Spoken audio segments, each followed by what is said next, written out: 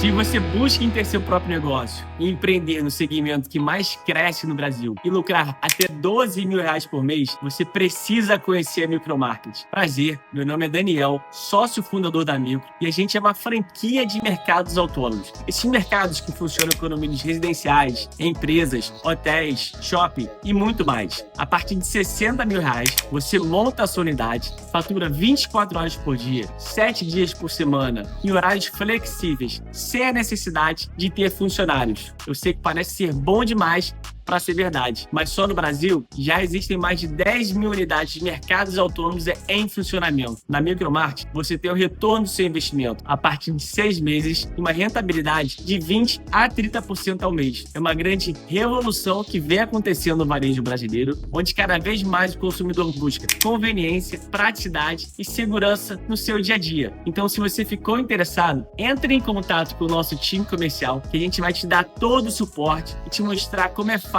empreender com a Micromarket. Eu espero vocês. Forte abraço. Bom dia, torcedor vascaíno. Estou chegando aqui. Hoje é sexta-feira, 24 de outubro, para esse nosso acorda, né, semanal, para a gente bater aquele papo, trocar aquelas figurinhas. E você, que ainda não está inscrito no canal, aproveita para se inscrever, né, 0800, como eu tenho falado sempre. E não deixe também de dar o seu joinha, né, mais conhecido como like, porque é muito importante para o canal, porque tudo que é feito aqui é feito para o torcedor. Porque não adianta nada a gente fazer os vários programas que o canal tem, né, é o esquenta, é o pré-jogo, é o pós-jogo, é o arquibancada, é o acorda, enfim, são vários, são news. Então são várias programações e sem o apoio do torcedor, porque sem o torcedor nada acontece. Então o torcedor é fundamental, assim como é fundamental para a equipe, para o time, o torcedor para o canal é muito importante. Então não deixe de se inscrever e não deixe de dar aquele like, tá legal? Bom, eu vou falar de uns assuntos aqui que eu julgo interessante, porque a gente tem recebido assim, muito feedback do torcedor, né? Onde quer que a gente esteja. Ou é num supermercado, ou é numa feira, ou é na rua, ou enfim, em qualquer lugar que a gente esteja, o torcedor reconhece e para falar. Né? O torcedor do Vasco é assim, ele para falar, para conversar, para falar do canal, a gente troca aquele papo, bate aquele papo, troca aquela ideia e pronto. E o torcedor está empolgado, cara, está animado. Ontem, inclusive, por falar nisso, né? Ontem, inclusive, eu fui à feira, que eu moro aqui na Tijuca, e quinta-feira é dia de feira. E eu vou toda quinta-feira. E a galera das barracas, né, que conhece, sempre puxa um papo, o Vasco agora vai, o Vasco tá bem e tal. E aí, baseado nisso, falei, realmente, cara, o Vasco assim, deu uma puxada aqui nas minhas anotações, e eu vi que o Vasco, assim, em termos de número de vitórias, né, empate, em 11 jogos, o Vasco ganhou 6, empatou 4 e perdeu somente um jogo. É, assim, um aproveitamento em termos de pontuação, né, se a gente considerar a pontuação, 11 jogos, 33 pontos, o Vasco conquistou 22.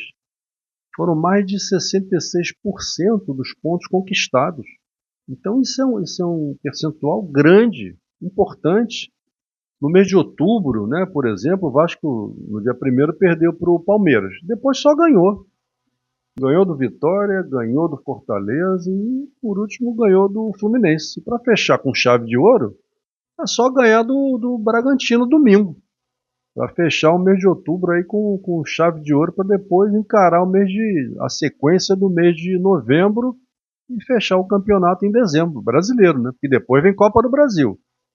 E Copa do Brasil, o torcedor do Vasco está cheio de gás, assim como os jogadores, comissão técnica, todo mundo muito otimista, né, com a possibilidade de passar aí pelo Fluminense nas semifinais e disputar o título. Inclusive, a finalíssima vai ser no Rio de Janeiro. E a gente espera muito, torce muito para que o Vasco esteja nessa final da Copa do Brasil. E com boas possibilidades de ganhar o título. E se passar pelo Fluminense, vem Cruzeiro ou Corinthians. E são times que o Vasco vai jogar, o Vasco vai disputar, sem dúvida alguma. Né? Se jogar o que jogou contra o Cruzeiro agora, ultimamente, venceu por 2-0, sem muito susto. Então dá para beliscar esse título aí da Copa do Brasil, que o último foi em 2011. Então, o torcedor está bastante otimista. Isso é assunto assim geral, e como foi ontem na feira, sobre a última janela, né, sobre as contratações. E aí todo mundo fala, olha, pô, o Vasco agora reforçou o time, qualificou o time, e coisa que a gente vinha já batendo há muito tempo. Né? Não adianta a quantidade, o que adianta é a qualidade. Então não adianta contratar muitos jogadores, fica com uma despesa, primeiro que gasta muito dinheiro nas contratações e depois fica com uma despesa fixa altíssima, que são os salários dos jogadores. Então não adianta. Então o que adianta é você ser certeiro, né? Você chegar na hora e ver o jogador e contratar e o jogador entrar no time e ser titular. E aí eu fui nas minhas anotações aqui, só para ter uma base, assim, só para o torcedor ter uma ideia. Eu vi que lá no início, né, da famosa 771, o Vasco fez 26 contratações. Foi a época do Paulo Brax. E dessas 26 contratações, hoje, o Vasco no time tem 3 titulares importantes, né? Léo Jardim, PH e o Piton. Mas foram feitas 26 contratações.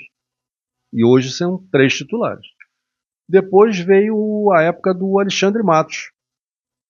E o Vasco então fez 10 contratações. Dessas 10, apenas hoje um titular. E eu nem sei se vai continuar sendo titular, que é o Hugo Moura. Né? Porque ficou fora do time. Né? O meio-campo aí com o Barros e com o Tietê. E aí o Diniz é que vai decidir. Eu, né, se fosse o Diniz, eu manteria esse meio do campo. Eu acho que o Barros é mais jogador que o Hugo Moura, e joga na posição do Hugo Moura como primeiro volante. E o Tietê, para distribuir o jogo, para gerar jogo, ele gera mais jogo do que o Barros na posição de segundo volante. Então, para mim, meio do campo do Vasco, ideal é o Barros, primeiro volante, e o Tietê, segundo volante. Essa é a minha opinião. E aí, torcedor, você pode dar a sua opinião também. Você manda para cá, escreve e tal, a gente discute, e vamos nós. Mas essa é a minha opinião.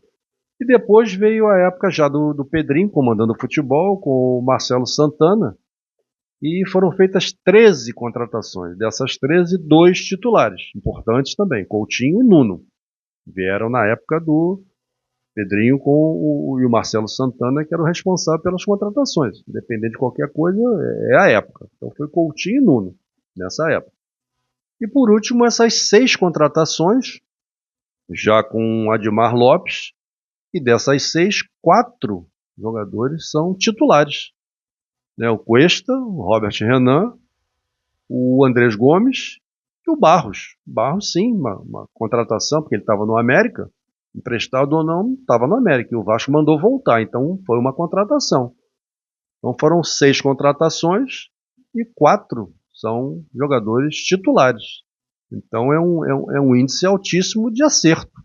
Né? Você em 6 cravar 4 titulares e qualificar o time do jeito que qualificou. E agora o Vasco está com um time bom, né? E o Diniz olha para um banco de reservas, tem o David, né? Tem o Matheus França, que foi contratado também. Né? Continua lá o Lucas Freitas, tem o Matheus Carvalho, que pode ser um jogador útil ainda. Então tem alguns jogadores que tem o GB, que é um jovem também da base, né, que fez o gol da vitória aí contra o Vitória, uma cabeçada. Então, assim, tem jogadores que o Diniz hoje pode ter, né, um material para ele poder revezar quando os titulares cansarem e mantém a qualidade do time. Isso é que é o fundamental. E você, torcedor, você está acreditando que o Vasco pode ser campeão da Copa do Brasil? Eu estou. E você está acreditando que o Vasco pode ainda dar uma beliscada aí na Libertadores? Mesmo sendo na pré-Libertadores, eu também estou acreditando. Porque se o Botafogo der mole, né, o Bahia parece que deu uma engrenada, mas o Botafogo tá mais ou menos. E pode ser até que o número de clubes brasileiros na Libertadores aumente o número de vagas, chegue a 8. E aí o Vasco está rigorosamente brigando por essas, até nas 6. Nas 4 eu não acredito. Porque aí já tem, né, Flamengo, Palmeiras, Cruzeiro e até o surpreendente Mirassol, né, que já está com uma pontuação elevadíssima. Então vai ser muito difícil de alcançar, chegar entre os 4. Mas entre os 6, pode ser que o Vasco consiga chegar. E se aumentar a participação dos clubes brasileiros, o Vasco tem mais chance ainda. O que você acha, torcedor, com esse novo elenco do Vasco? Mande suas opiniões para cá, para a gente, e eu aí, na medida do possível, vou respondendo a vocês, ok? Um grande abraço, fico por aqui e até o nosso próximo acordo.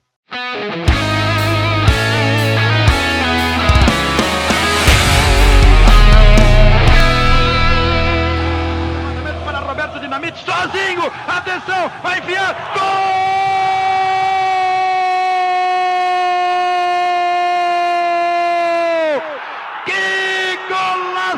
Maravilhoso do moço que mora em Caxias.